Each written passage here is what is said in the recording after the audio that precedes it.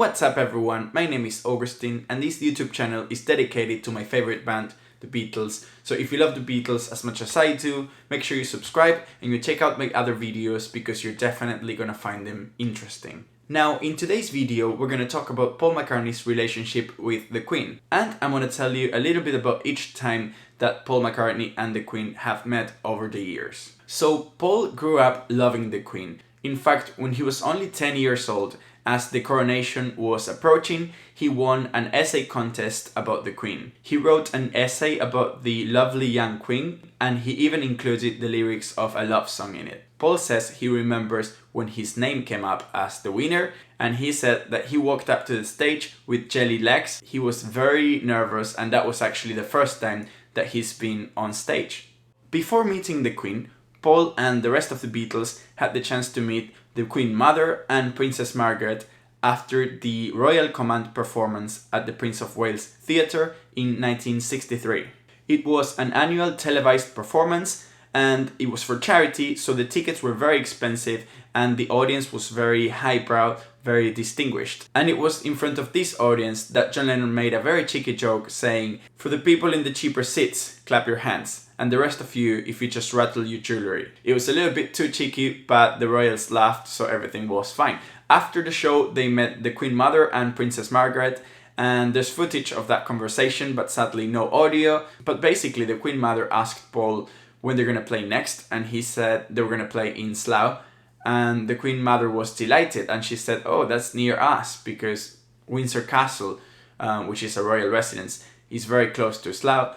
But, you know, they didn't go to the gig in the end. If you Google the Beatles meeting the Queen, you're gonna find pictures of them with the Queen Mother and with Princess Margaret. So just bear in mind that if you see these pictures, it's a picture of the Beatles with Princess Margaret or the Queen Mother, because there's no pictures of the Beatles with the Queen. It could be a little bit confusing because of course they're family, so they look alike and they're dressed like royals. 2 years later, in October 1965, upon request of Prime Minister Harold Wilson, the Beatles were named members of the Order of the British Empire. That was a very exclusive honor, and back then that was reserved for military vets and civic leaders. So when the decision was announced, it was very controversial. Past recipients of the MBEs actually returned their awards in protest at mere pop singers being awarded the same thing. But John Lennon replied, "They got their awards for killing people, we got ours for entertaining, so I would say we deserve ours more." That day, Buckingham Palace was surrounded by Beatles fans, ready to welcome their favorite band. The Beatles were very nervous, and John Lennon said that they got high in the bathroom before actually meeting the Queen. But George Harrison later said that John was exaggerating and that they only had a normal cigarette to calm their nerves. Sadly, there's no footage of the actual ceremony. Paul next met the Queen at the Royal Albert Hall in London on the 13th of December 1982 alongside his late wife Linda. It was at an event called An Evening for Conservation, which included some orchestral reworkings of the Beatles songs. Paul said he remembers talking to the Queen about the songs and that she reintroduced him to Prince Philip, who said he remembered their first meeting in the 60s. In June 1996, the Queen went to Liverpool to open Paul McCartney's Liverpool Institute for Performing Arts. Paul founded the school at the site of the Liverpool Institute, the school to which him and George Harrison attended. The Queen met the students and watched them perform. 1 year later, in 1997, Paul went back to Buckingham Palace to receive his knighthood for his services to music. The Queen tapped him on both shoulders with a sword and named him Sir Paul. Paul said, "It was the best day ever. I was very happy to receive this honor, and of course it would have been rude to turn it down." You know, you hear so much about people who turn it down. And they sort of, "No, I wouldn't accept that. I don't believe in a monarchy," and all that. Someone said there's a certain cachet to turning it down, so I was aware of all of that. And growing up, I'd always thought, would I, wouldn't I, if it ever came to that. In thinking about it, I thought, you know what, it's a huge honour.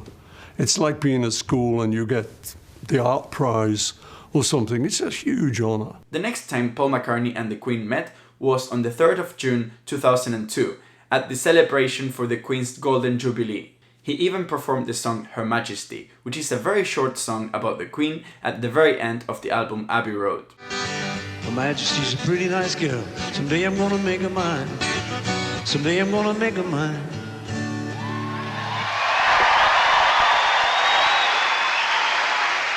I had to do it. Paul joked asking the Queen if the same thing was gonna happen next year, and the Queen replied, "Not in my garden, it won't." Later that year, the Queen went to Liverpool to visit Paul McCartney's art exhibition. Paul showed her around, but he didn't show her a painting called The Queen After Her First Cigarette. The next time they met was on the 4th of June 2012 for the Queen's Jubilee. That day, Queen's guitarist Brian May famously played at the rooftop of Buckingham Palace. McCartney's last meeting with the monarch came on the 4th of May 2018, when he was made a Companion of Honor, an award founded by King George V in 1917 to recognize outstanding achievements in arts, science, medicine and public service, and it can only be held by 65 people at one time. To be a member, Sir Paul McCartney, for services to music.